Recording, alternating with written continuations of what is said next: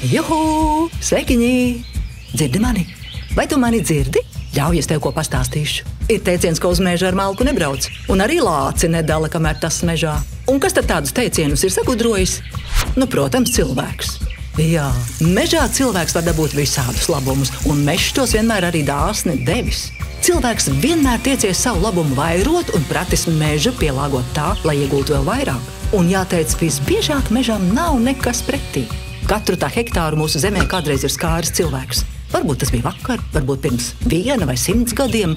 Pirms 10 000 gadu Latvijā sākās cilvēku sugas uzplaukums, un tad arī sākās mežs.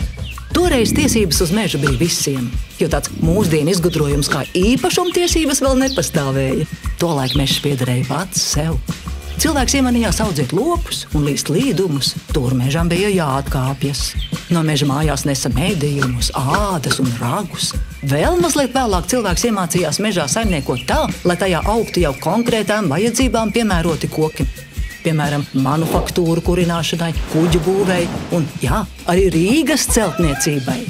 Rīga, starp citu, joprojām nav gatava.